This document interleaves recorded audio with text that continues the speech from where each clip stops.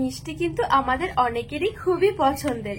খাওয়ার শেষ পাতে যদি মিষ্টি থাকে তাহলে কিন্তু খাওয়ার মজাটাই পুরো আলাদা, তাই না?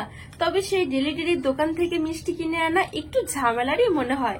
তবে বন্ধুরা, এই সহজ পদ্ধতিতে মাত্র 1 কাপ গমের আটা দিয়ে 1 কেজি নরম তুলতুলে মিষ্টি কিন্তু খুব সহজে ঘরে বানিয়ে রেখে দিতে পারে। বন্ধুরা, প্রতিদিনের মতো আরো একটা দারুণ রেসিপি নিয়ে হাজির হয়ে গেছি। আজকে আমি আপনাদেরকে মাত্র 1 কাপ গমের আটা দিয়ে 1 কেজি নরম তুলতুলে ঠিক দোকানের মতন গোলাপজাম মিষ্টি বানিয়ে দেখাবো।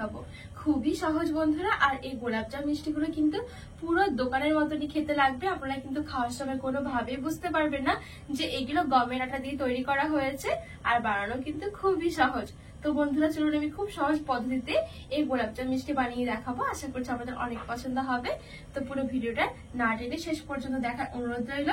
তো এই গোলাপজাম মিষ্টিটা তৈরি করার জন্য আমি এখানে ছোট একটা বাটি মেপে ঠিক 1 বাটি মতন আমি এখানে গমের আটা নিয়েছি। আর এটা কিন্তু ওজন করে দেখতে গেলে 130 গ্রামের মতন হবে।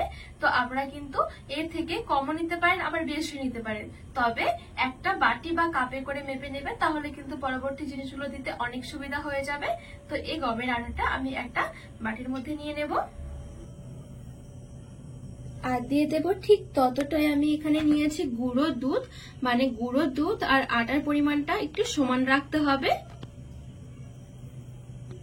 আর আমি এখানে নিয়েছি বেকিং সোডা। এখানে কিন্তু খুব বেশি দেওয়া যাবে না, একদমই সামান্য পরিমাণ দিতে হবে।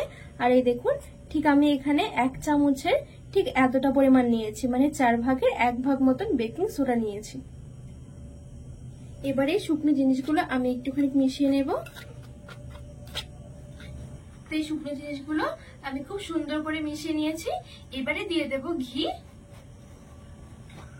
আর ঘি আমি এখানে দিয়ে দেব 2 টেবিল চামচ।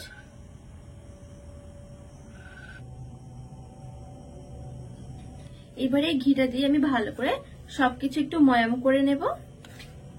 একটু ভালো করে ময়াম করে দিতে হবে, তাহলে কিন্তু মিষ্টিগুলোর ফ্লেভারটা অনেক বেশি ভালো লাগবে খেতে। তো এখানে আমি ঘিটা দিয়ে খুব সুন্দর করে ডোলে ডোলে একটু ময়াম করে নিয়েছি।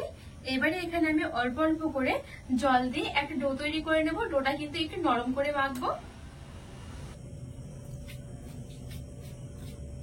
এখানে কিন্তু জলের জায়গায় আপনারা লিকুইড দুধটাও নিতে পারবেন। পুকুরে জল দিয়ে ঠিক আমি এই ডোটা ঠিক এরকম করে মেখে নিয়েছি। ঠিক এরকম করেই কিন্তু মেখে নিতে হবে, তাহলে কিন্তু গোলাপজাম মিষ্টিগুলো অনেক বেশি নরম আর তুলতুলে হবে। শক্ত করে কিন্তু মাখা যাবে না। তো এই পর্যায়ে আমি নিয়ে নেব আরেক টেবিল চামচের মতন ঘি। এবারে ঘিটা দিয়েও খুব ভালো করে মেখে নেব। এই ঘিটা দিলে কিন্তু এটা একটা ডোয়ের মতন হয়ে যাবে, হাতের মধ্যে এরকম চিটচিটে হয়ে লেগে থাকবে না। তো এখানে আমি ঘিটা দিয়ে আর একটুখানি মেখে নিয়েছি। এবারে ঢাকা চাপা দিয়ে আমি একটু 5 মিনিটের জন্য এভাবে রেস্টে রেখে দেবো। এদিকে আমি চিনি শিরাটা তৈরি করে নেব। তো এখানে আমি যে বাটি মেপে আমি আটাটা নিয়েছিলাম, সেই বাটিরই আমি দিয়ে দেবো 2 বাটি মতন চিনি। আর ওই একই বাটিতে আমি দিয়ে দেবো জল। আর জল আমি এখানে 4 বাটি নেব।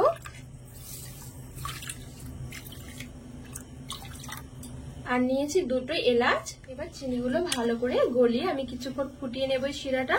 আর এখানে কিন্তু ঘন শিরা হবে না, একটা পাতলা শিরা তৈরি করতে হবে। তো এখানে আমি চিনিগুলো খুব ভালোভাবে গলিয়ে নিয়েছি আর একটু জালও করে নিয়েছি চিনি শিরাটা। এবারে আমি গ্যাসের আঁচ থেকে চিনি শিরাটা নামিয়ে একটা বাটির মধ্যে নিয়ে নেব।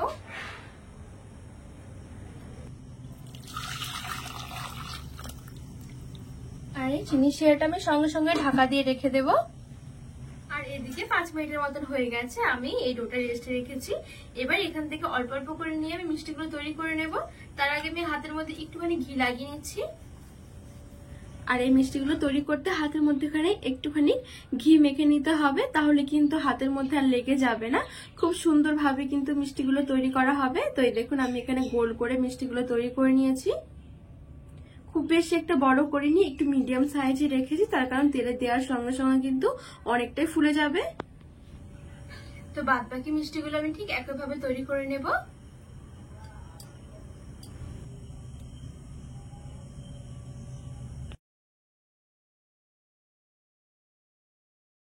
তো এখানে আমি সবগুলো মিষ্টি খুব সুন্দর করে তৈরি করে নিয়েছি। আর এখানে কিন্তু আমার 1 বাটি আটা দিয়ে অনেকগুলো মিষ্টি হয়েছে। এবার কড়াইয়ে কিছুটা তেল আমি গরম করে নেব মিষ্টিগুলো ভাজার জন্য। আর এই তেলটা কিন্তু আমি একদমই হালকা করে গরম করব। এইদিকে আমি একদমই হালকা করে তেলটা গরম করে নিয়েছি। তেলটা কিন্তু খুব বেশি গরম করা যাবে না, একদমই হালকা গরম তেলে কিন্তু মিষ্টিগুলো ছাড়তে হবে। দেব এবার মিষ্টিগুলো ছেড়ে দেবো।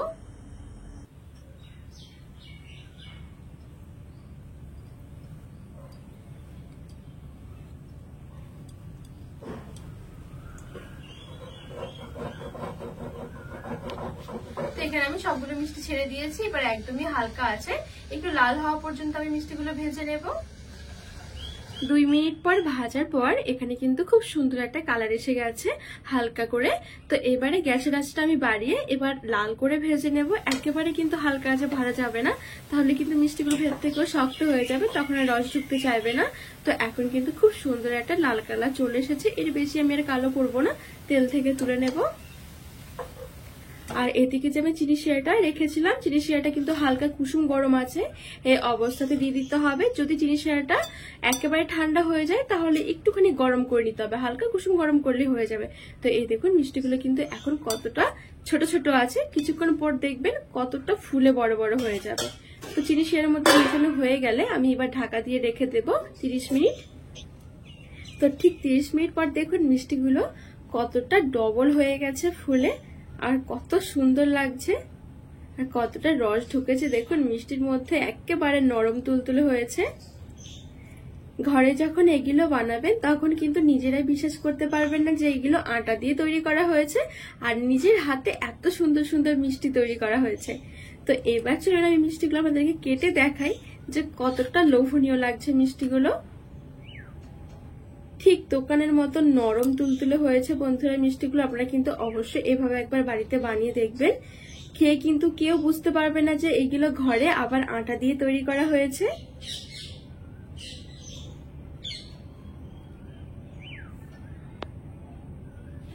আজকে গোলাপজাম মিষ্টি রেসিপিটি কেমন লেগেছে অবশ্যই কিন্তু কমেন্ট করে জানাবেন।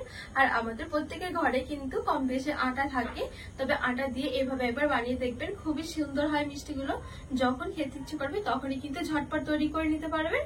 তো রেসিপিটি বন্ধুরা ভালো লাগলে চ্যানেলটিকে সাবস্ক্রাইব করে পাশে থাকা অনুরোধ রইল।